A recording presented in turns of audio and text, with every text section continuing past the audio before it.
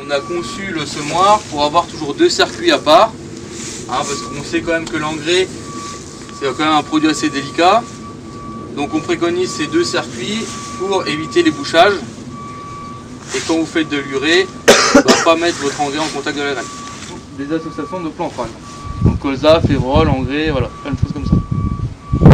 Et le fait de gérer deux profondeurs différentes, vous savez faire un févrole colza avec deux profondeurs, donc le colza en surface et votre févrole en profondeur.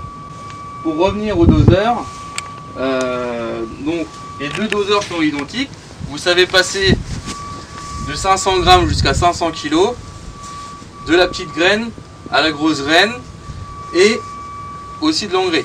À savoir que tout est en inox ou en plastique, les têtes de distribution sont aussi inox et plastique, donc il n'y a pas de risque de corrosion. Alors après on a des agitateurs, donc là vous avez une trappe guillotine en fait qui vous sépare votre trémie du doseur. Donc là justement quand on fait de la semence on ouvre à fond pour avoir notre agitateur. Par contre quand on fait de l'engrais on vient obstruer l'agitateur pour éviter de mouliner la poussière de l'engrais en fait. Ici vous avez votre diffuseur. Donc on a un diffuseur par disque. D'accord? Donc si vous voulez mettre votre engrais en contact, ici vous rapprochez le point de chute. Et avec l'effet de la terre, donc quand vous allez avancer vos disques, vous allez ouvrir votre sillon. Donc le point de chute sera quasiment au même niveau que votre graine. Si vous voulez mettre l'engrais en surface, par exemple petit purée, vous mettez complètement en arrière. Ou vous pouvez même mettre l'engrais devant si vous voulez.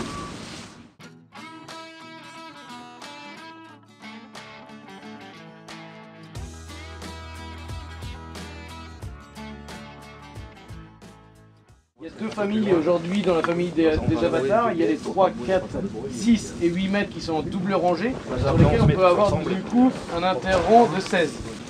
On est sur une gamme qui est homologuée au transport. L'objectif ici c'est d'avoir une machine qui permette pas mal de choses, de garder de la polyvalence malgré que ça reste un semoir de semi-direct. On va avoir 3 distributions.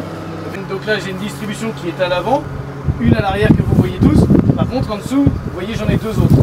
Donc là je vais choisir de manière indépendante où est-ce que je veux la semence. On est nous sous pression, ça c'est important pour pouvoir passer des très gros volumes. Ça c'est garder de la vitesse et du volume. Évidemment c'est pas donné lorsque vous êtes en trémie normale. Ici il y a des gens qui ont des semoirs de chez nous qui sont en cuve unique, donc ils sont avec une trémie par bâche. Donc là on est limité en termes de vitesse. Pour donner un exemple, on est limité à 350 kg à 15 km/h. Là, 500 kg à 15 km/h. Effectivement, vous allez me dire, on revient à du semi-direct, donc les 15 km/h, c'est pas fréquent. Oui, mais tout ça, c'est des distributions que l'on a sur l'ensemble de notre gamme. Là, des éléments semeurs, la mise en terre. Là, on a énormément travaillé sur une pièce de fonderie que vous voyez ici. On a, sur ce qu'on appelle notre élément semeur, c'est le single disc. On a un bras sur lequel on a en un seul morceau, sans aucune soudure, la capacité de passer 350 kg, voire 500 en résistance, un disque ouvreur, une roue porteuse. Ici, un réglage de profondeur, tout simplement, en ayant un excentrique qui va décaler ma roue porteuse par rapport à mon disque ouvreur. Le sac fantôme, puisque lui, il va passer dans l'alignement du disque sans du tout bouger de terre. Maintenant, vous allez pouvoir mettre, alors si vous êtes à l'arrière vous ne verrez pas, mais j'ai un mano que je peux voir de ma cabine, de mon siège de tracteur, où hydrauliquement je vais pouvoir mettre plus ou moins de pression sur mes éléments semeurs. Ici, ce qui va suivre le sol, ce sont mes éléments semeurs.